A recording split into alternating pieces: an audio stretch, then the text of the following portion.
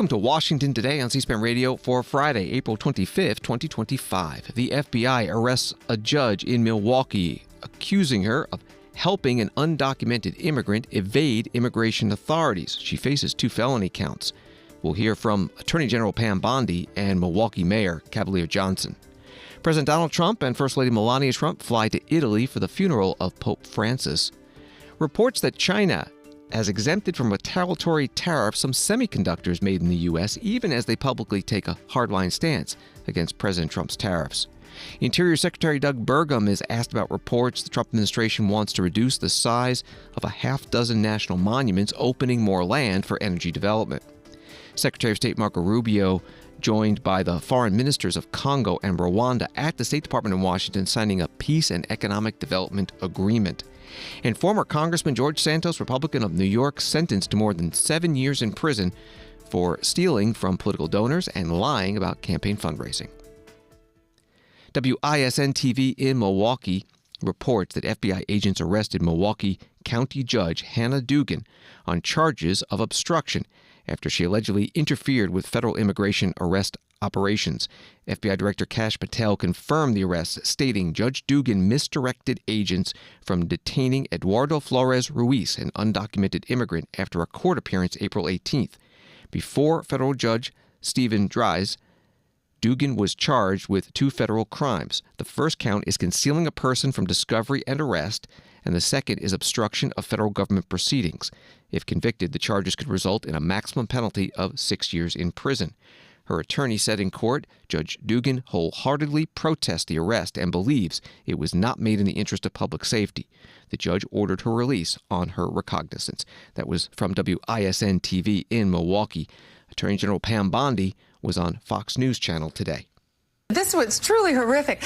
This guy was in court being prosecuted by a state prosecutor for domestic violence battery. He had beat up 2 people, a guy and a girl, hit the guy 30 times, knocked him to the ground, choked him, beat up a woman so badly they both had to go to the hospital. And John, you know, it's so rare for victims to want to cooperate. They wanted to cooperate. They were sitting in the courtroom with the state prosecutor. The judge learns that ICE was outside to get the guy because he had been deported in 2013, came back in our country, commits these crimes, charged with committing these crimes, victims in court. Judge finds out. She goes out in the hallway, screams at the immigration officers. She's furious, visibly shaken, upset, sends them off to talk to the chief judge. She comes back in the courtroom. You're not going to believe this. Takes the defendant and the defense attorney back in her chambers, takes them out a private exit and tells them to leave. While a state prosecutor and victims of domestic violence are sitting in the courtroom. U.S. Attorney General Pam Bondi today on Fox News Channel. During that interview, she was also asked what message she has for other judges. We are going to prosecute you, and we are prosecuting you. I found out about this the day it happened. We could not believe, actually, that a judge really did that. We looked into the facts in great depth. That's her picture up on the screen, Hannah Dugan, who is now in custody. You cannot obstruct a criminal case, and really, shame on her. It was a domestic violence case of all cases, and she's protecting a criminal defendant over victims of crime. Attorney General Pam Bondi today on Fox News Channel. Axios has a compilation of some reaction from members of Congress. Derek Van Orden, Republican of Wisconsin. It is abundantly clear that many activist judges around the country have been acting politically in order to sabotage President Trump's agenda and disenfranchise the 77 million Americans that voted for him. Judges are not supposed to write the law, and they certainly are not above it. And from Congressman Mark Pocan, Democrat of Wisconsin, the Trump administration again is breaking norms in how it's dealing with immigration, the legal system, and normalcy. This is stuff I expect from third world countries. Milwaukee Mayor Cavalier Johnson, a Democrat, held a news conference today in his city. He said the bigger issue is that federal immigration authorities are conducting operations in and around courthouses, scaring people away, making the community less safe.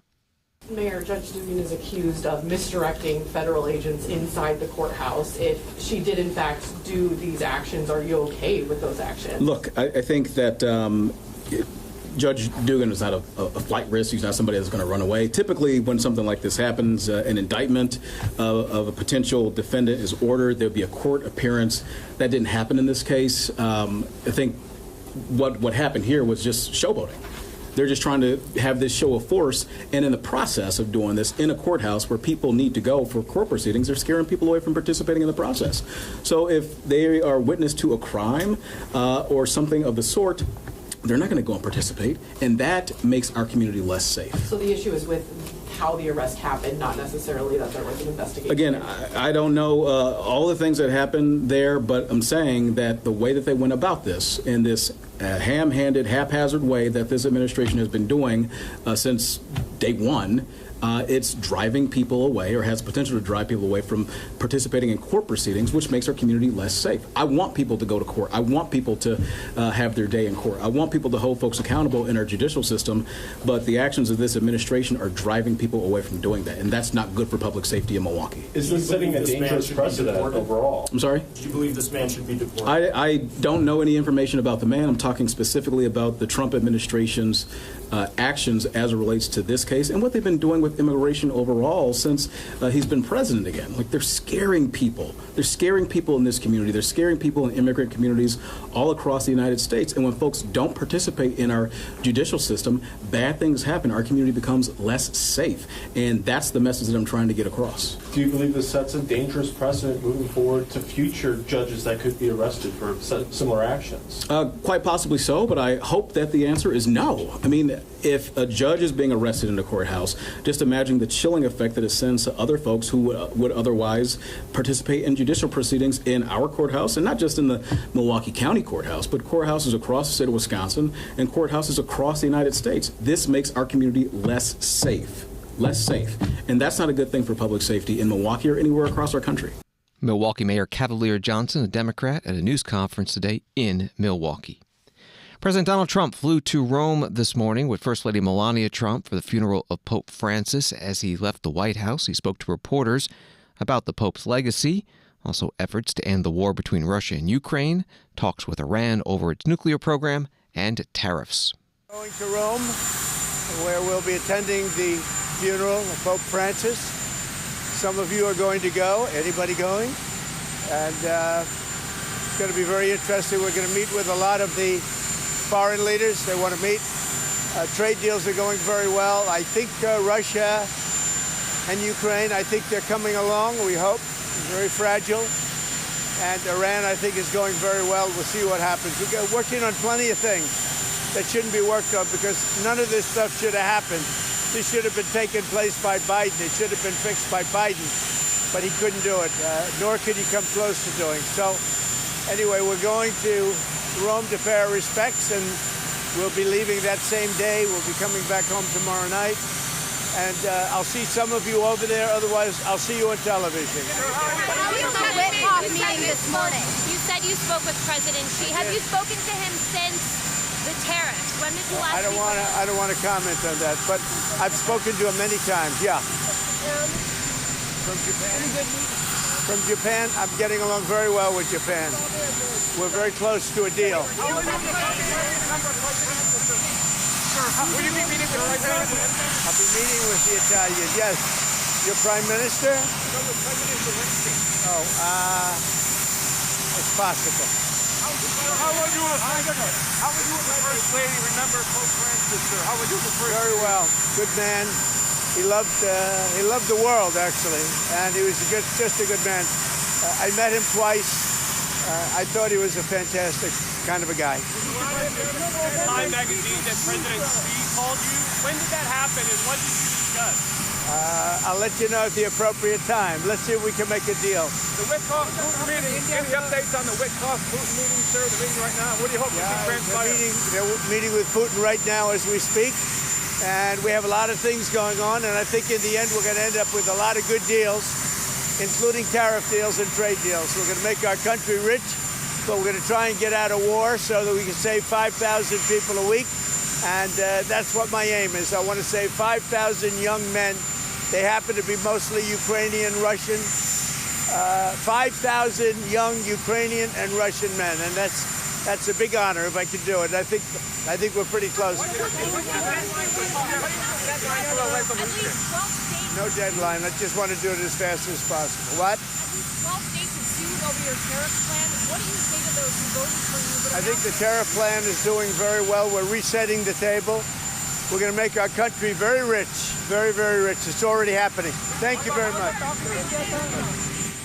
President Donald Trump leaving the White House this morning, joined by First Lady Melania Trump as they flew to Italy for the funeral of Pope Francis. The president asked about the war between Russia and Ukraine, and Reuters reporting that President Trump's envoy Steve Witkoff met President Vladimir Putin for 3 hours in Moscow on Friday to discuss the U.S. plan to end the war in Ukraine, and the Kremlin said the two sides' positions had moved closer.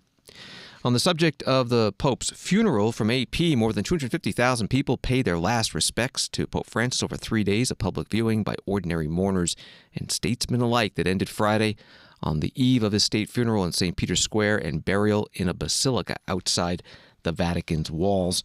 And USA Today writes that former President Joe Biden and First Lady Jill Biden will attend Saturday's funeral for Pope Francis in Vatican City, a source familiar with the plans told USA Today. Several U.S. senators and House members also making the trip. Senator Eric Schmidt, Republican of Missouri, posting this video. Hey everybody, at Andrews Air Force Base, getting ready to leave to head to Rome for Pope Francis' funeral. Very honored and humbled by the opportunity to go. And as the first Catholic Republican ever from Missouri elected to the Senate, I'll be there praying for Pope Francis and everybody who mourns and all the Catholics around the world. So we'll keep everybody up to date once we're on the ground. Senator Eric Schmidt, Republican of Missouri, posting that video. Pope Francis' funeral mass will be taking place in St. Peter's Square, followed by the procession to the Papal Basilica of St. Mary Major for the burial. And C-SPAN is going to cover it live, C-SPAN television, on the free C-SPAN Now mobile app, and streamed at cspan.org. It'll start Saturday at 4 a.m. Eastern. This is Washington Today. From ABC News, President Donald Trump, in a wide-ranging interview with Time magazine published Friday, claimed he's already made 200 deals on tariffs and said he's spoken with Chinese President Xi Jinping. In the cover story, in which Trump discussed his first 100 days in office, the president was asked about White House trade advisor Peter Navarro's prediction of 90 deals in 90 days. I've made 200 deals, Trump said. When asked to confirm that number, Trump said 100%. That was from ABC News. Tariffs and the economy came up today at a town hall meeting with Senator Pete Ricketts, Republican of Nebraska, in Scottsbluff, Nebraska. Hi, I'm Jackie. I'm from Gearing. My family is third-generation beef producers, and the tariffs and the chaotic nature of the tariffs have really closed beef markets in the world from U.S. beef. China was previously our largest importer of U.S. beef, and they are now not importing any, and they're only importing beef from Australia. So I'm wondering how come Congress, and you yourself seem to understand how agricultural tariffs and trade in the world works. Your authority as Congress is to set tariffs. How come is Congress not acting on this?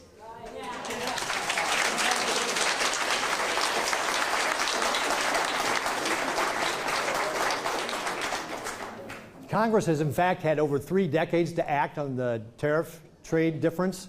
The fact that the world charges 4 times the level of tariffs that we charge the world when they try to send stuff to us. 3 decades, they haven't done it. We need to give the president the opportunity to carry out his strategy. And by the way, he's got 75 countries that have come to him to ask for new trade deals. The strategy is working. We need to give the president time to carry out his strategy because as far as I can see, it's working.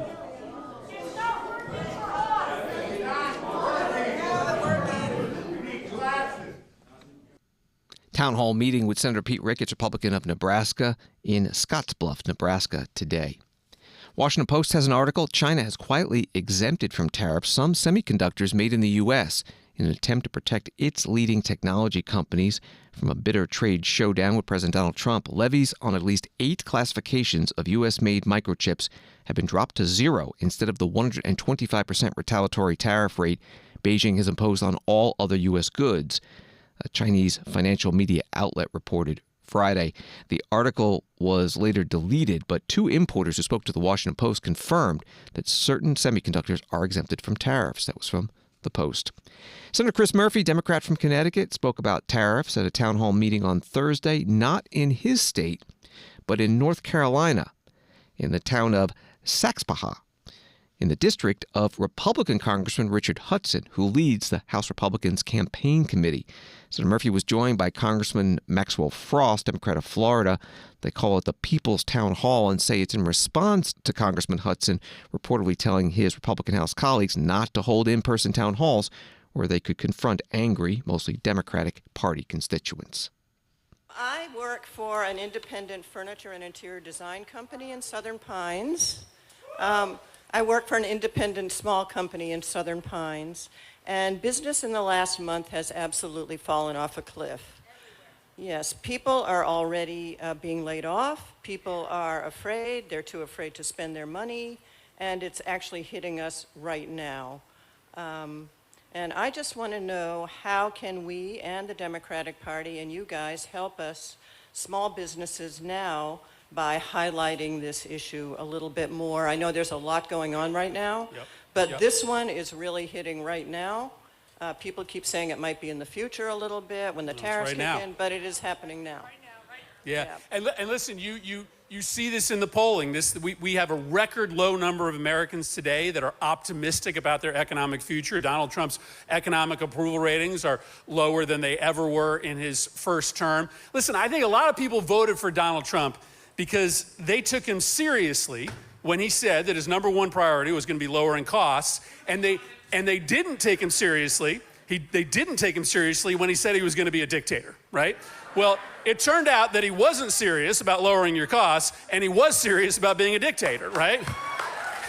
And so you got a lot of people in this country, you got a lot of people in North Carolina, conservative folks, who thought that this guy cared about the rule of law and that he also cared about lowering prices, who are seeing the real story right now.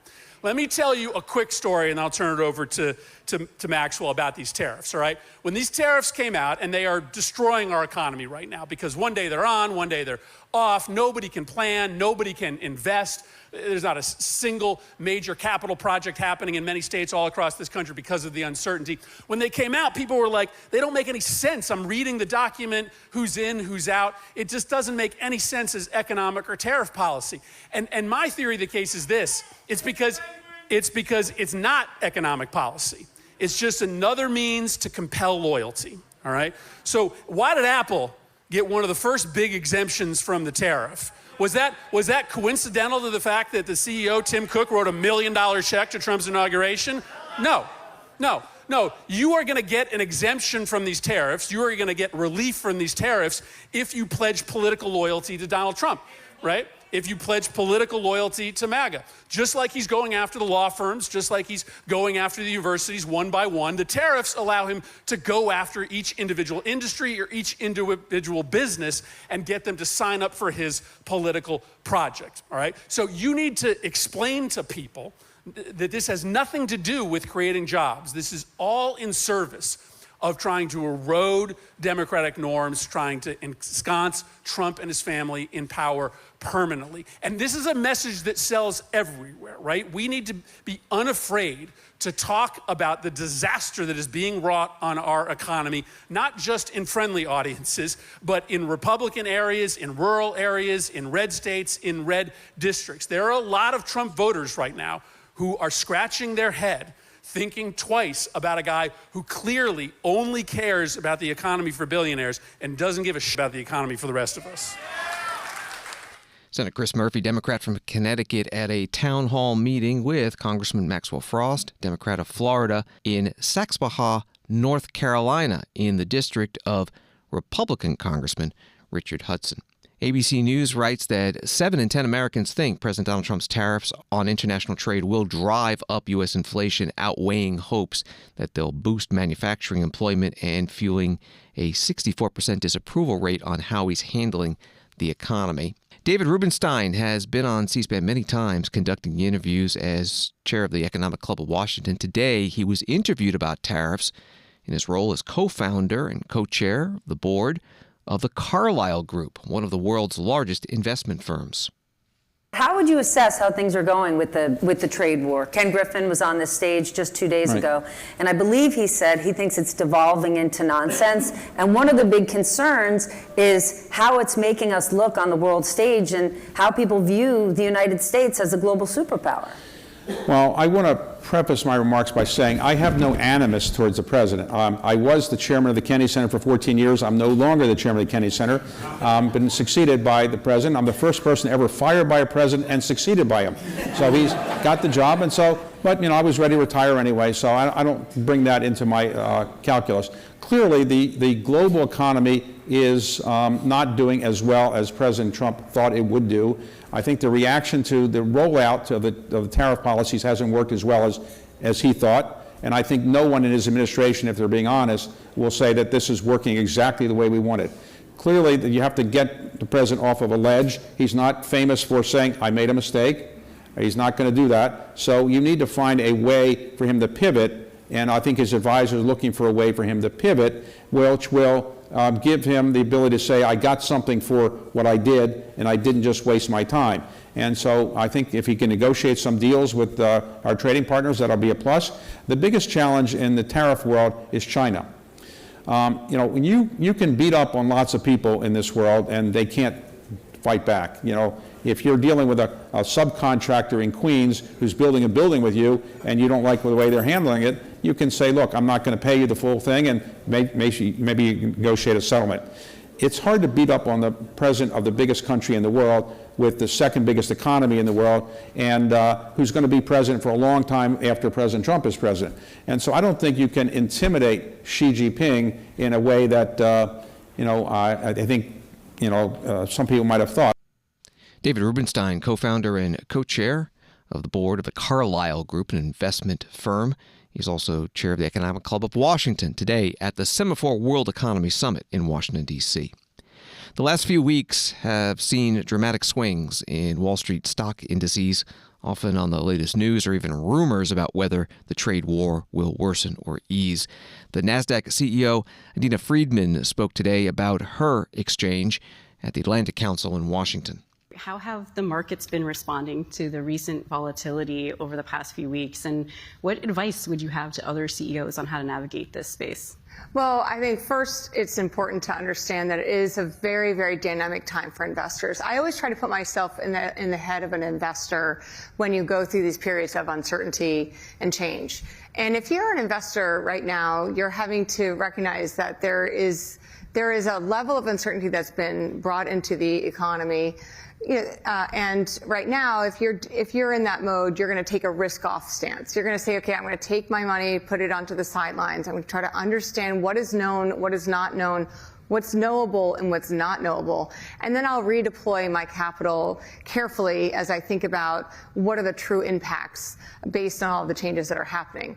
And we saw that, of course, at the beginning of COVID as well. And I think COVID is a good kind of example of how investors, frankly, had a very difficult moment and realizing they really had no idea what was going to happen at the beginning of the pandemic. So you saw a big drawdown of capital.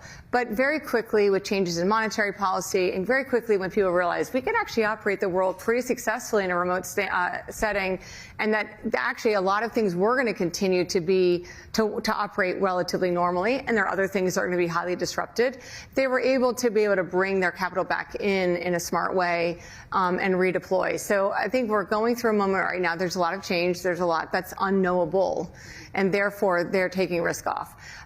Now, in terms of how the markets have responded, market operators, the system has been remarkably resilient, and I'm very proud of that for NASDAQ, but I'm proud of that for the entire industry.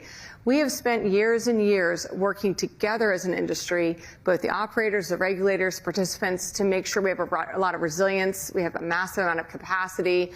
both capital capacity but also technology capacity to handle these types of market shocks. And as you can see, the system itself has worked quite well, even with a lot of change and a lot of volumes. Just one example, just really quickly. So, if we look at the beginning of April, first 10 days of April, we've had 5 of the top 6 trading days in equities ever in the United States. We've had 4 of the 6 top options trading days ever in the United States. And yet, all of the entire industry has operated, and you haven't heard anything. Now, when you don't hear anything, that's really good news in our market world.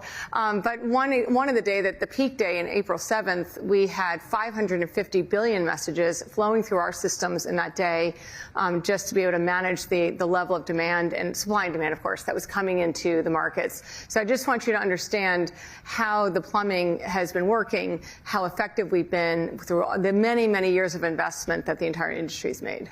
That's really impressive. 550 billion. I know. Even I think that, we talked about this at Investor Day last year, where that number was kind of a peak number was 200 billion. So we've seen more than a doubling of that number, just in the first 10 days of April. That's amazing.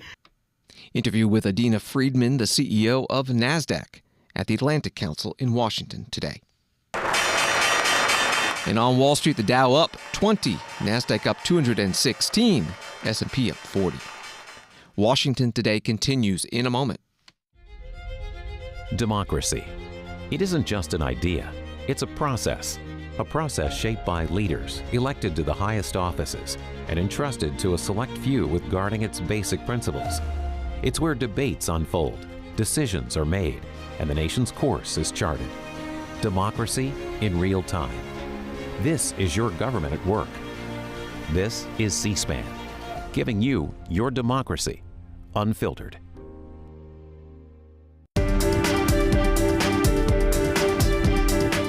Welcome back to Washington Today, available as a podcast on the free C-SPAN Now mobile app and wherever you get your podcasts.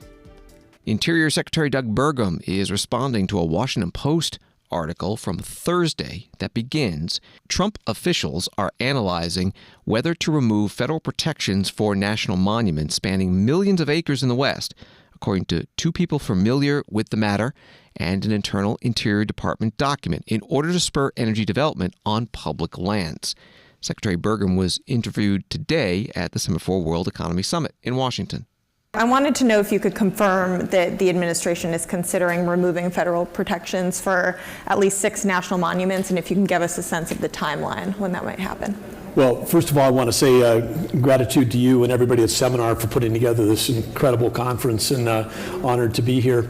I think the thing that I'd want to do on this topic is reassure the public, because people are confused about the commitment that we have to preserving and protecting America's best places, but we should also take a look at the fact that we do want to follow the law.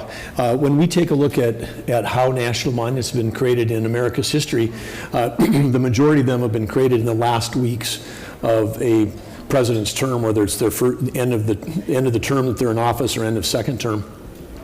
The original enacting legislation for creating a monument was created in 1907. That was Theodore Roosevelt, who had the wisdom to put away hundreds of millions of acres of public land, and it was called the Antiquities Act. And specifically in the law, it said that the least amount of acres, not the most, the least amount of acres to be able to protect the objects.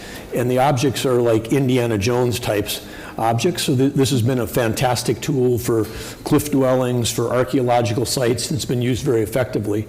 But about 25 years ago, then there was an idea that somehow this could be a precursor to creating a wilderness area or creating a national park, and you just needed a stroke of a pen of the president to say these vast swaths of land are, become a monument. And as we've seen and hear from the states, the locals, the tribes, and others, often there isn't the consultation that goes in as this rush before they leave office to, leave a legacy or protect land. And I think when we're taking a look, we have an executive order from President Trump to review these to say, are they the appropriate size relative to what the initial enacting legislation is? But in making that effort, we're doing that with consultation combination of tribes and locals and and the states and all the people that are able to do that, because we're, in our country, we don't have a shortage of federal land to take care of. I mean, we've got in interior alone, there's 500 million acres of surface, 700 million acres of subsurface, 2.5 billion acres of offshore. And in some of the states where these monuments have been created,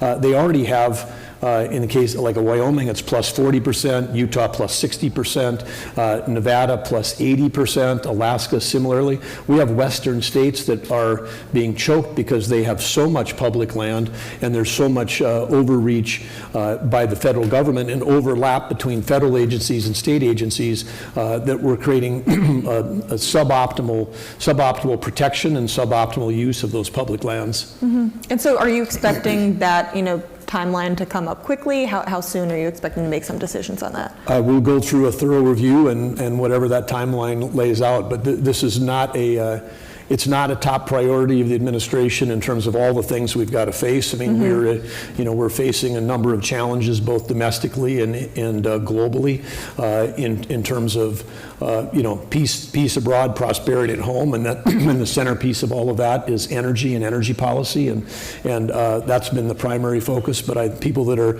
concerned and care about public land should know that we care deeply about them as well, and we look forward to everyone's input on those discussions. Interior Secretary Doug Burgum at the Semaphore Summit in Washington, D.C. Thursday's Washington Post story that he commented on also has this. The 6 national monuments are spread across Arizona, California, New Mexico, and Utah, and Interior Department officials are poring over geological maps to analyze the monument's potential for mining and oil production and assess whether to revise their boundaries, one individual said, again to the Washington Post. The Transportation Secretary Sean Duffy was also at the Semaphore Summit on Thursday, and he was asked about an article from ABC News.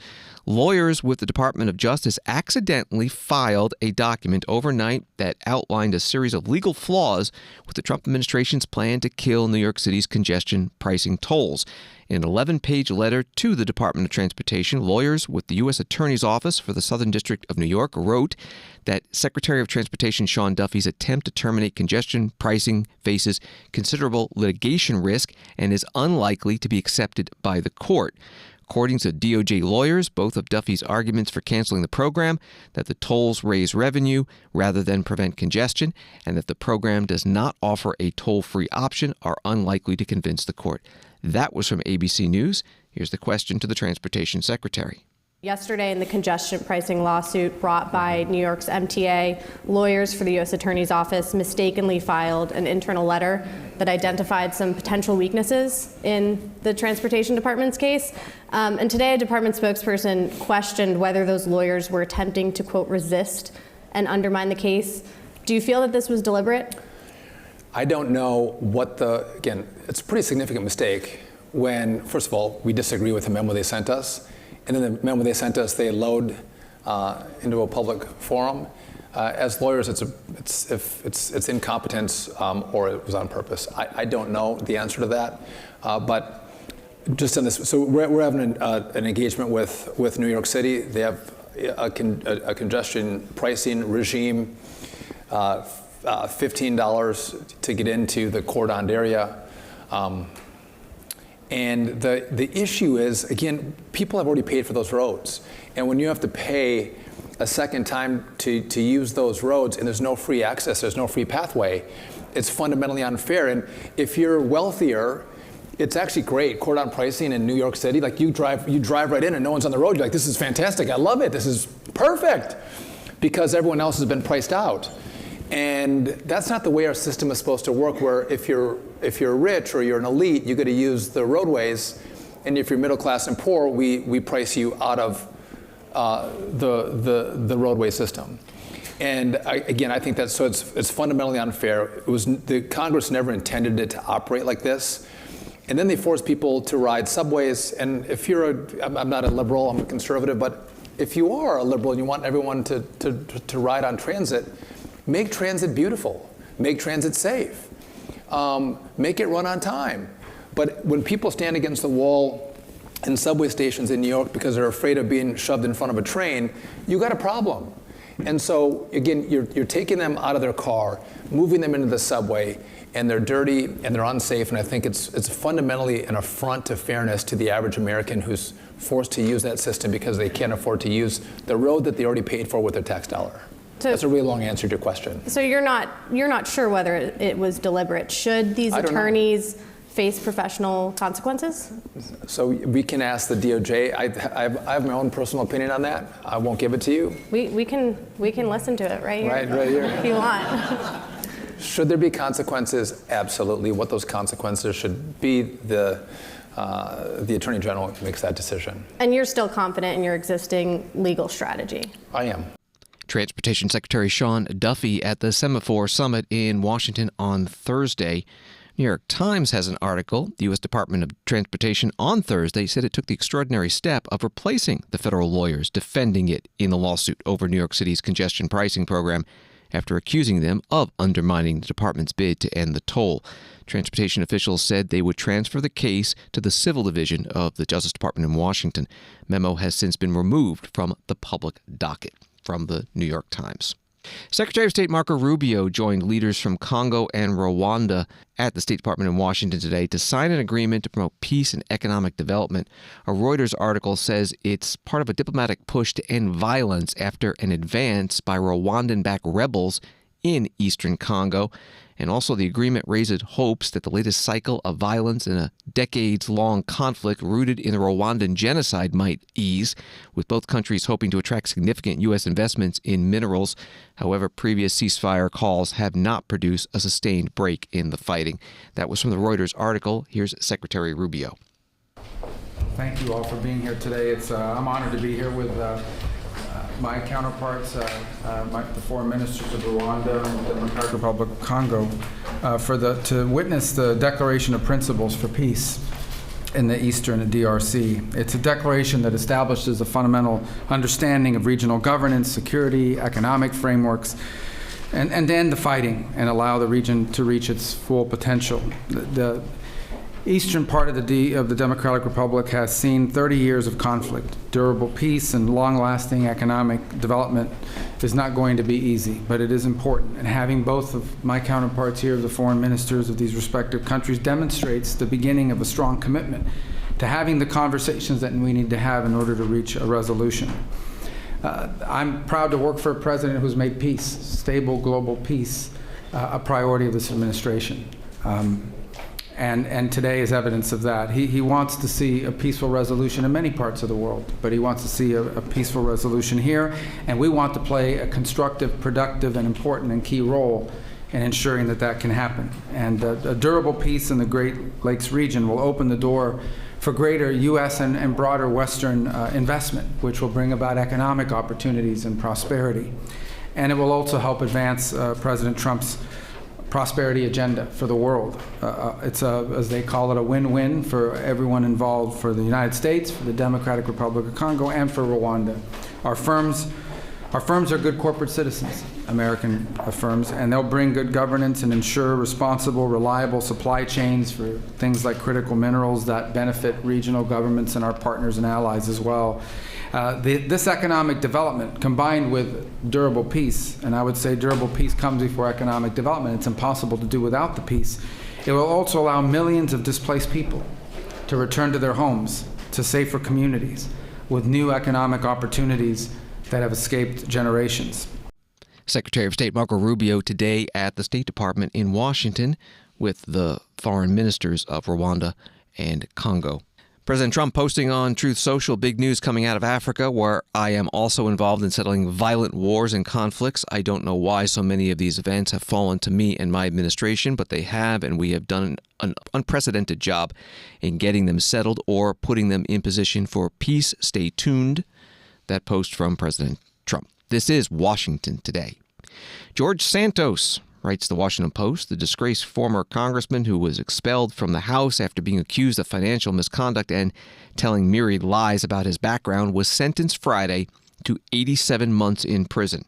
This was the punishment sought by prosecutors who said that even after pleading guilty last year, Santos repeatedly attempted to shift blame onto others and showed no genuine remorse. He was also ordered to pay more than $370,000 in restitution to victims and forfeit another $200,000. That was from Washington Post. Jody Cass-Finkel, the coordinator of a group called Concerned Citizens of New York 3rd, referring to the 3rd Congressional District, spoke to reporters outside the courthouse in central Islip, Long Island, New York. Listening to George Santos, he blamed everybody else but himself, his mother, his father, being bullied as a child. He's still lying. My reaction in sitting in the courtroom was Cry Me a River when he got that sentence. He has betrayed the public trust. And people are asking, is this closure for us? I will say this is not closure for us. Why isn't it closure? Because we have many elected officials representing us who are still lying. And so we will get closure as soon as the lying stops. And we are not going to wait. We will not be deceived again. And we are here today to announce the launch of a new project called deceivednation.com. And in that project, we will be holding our elected officials and our candidates accountable for everything that they say they're going to do, and everything that they do. So let's talk about lying. We are sick and tired of the incessant lies. Lies erode trust, they result in corruption, and worse, they create a climate of deceit. People expect dishonesty at this point, and people don't believe anything. Is he here? No. Okay. It used to be when there was a lie and an elected official got caught in a lie, they were shamed and they would resign. But that's not what's going on anymore. Now, when they're caught in a lie, they double down and they say ever more extreme lies. So this is how we see it. Humans have changed the way that they communicate. And the typical place where people used to get their information has shifted. But the guardrails, the regulation that helps to protect the public have not yet put in place. And in the absence, the Republican Party has been taking advantage of that and blatantly lying. So we are fighting back against those lies. The Santos debacle forced us to organize. Jody Cass-Finkel, coordinator of the group Concerned Citizens for New York 3rd, which originally organized to have George Santos expelled from the House. They were successful in that. She was speaking outside the courthouse in central Islip, Long Island, New York, after the sentencing of former Congressman Santos, Republican of New York, to more than 7 years in prison on federal fraud charges. On Saturday, C-SPAN will be live from the Washington Hilton for this year's White House Correspondents' Dinner as various journalists are recognized with awards for their work in the field. President Donald Trump and members of his administration will not be in attendance after declining an invitation from the White House Correspondents Association. Our live coverage begins at 8 p.m. Eastern Saturday with former Trump White House Press Secretary Sean Spicer and veteran journalist Frank Sesno joining us in C-SPAN studios discussing the annual event, the role of the press, and its relationship with the Trump administration. Plus, we'll take your calls. Again, that's live Saturday at 8 p.m. Eastern. Today, the White House Press Secretary Caroline Leavitt talked about the Trump administration's relationship with the media in an interview hosted by Axios. As you look around that room and you think about the country and you think about the truth, who do you feel comes closest to finding the closest approximation of the truth? Well, it depends on the day, and it depends on the issue, and it depends on the story, right? And, you know, there are reporters who get it right sometimes. There's reporters who get it wrong sometimes, and we have to call them out. It just is what it is. I think the best reporters who cover the Trump beat and the Trump White House understand that you have to give us ample time to let us know what you're writing. Come to our office when you think of a story, when you come up with an idea to write about, and we can work with you to shape that story. We can get you the facts.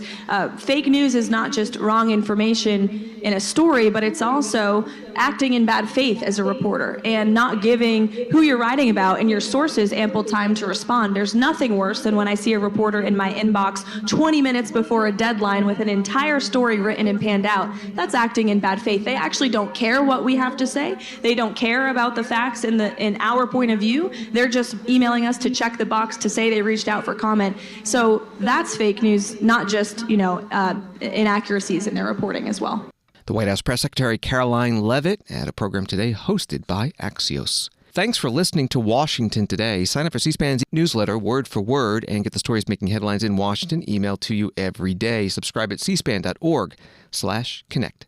Have a good night and weekend.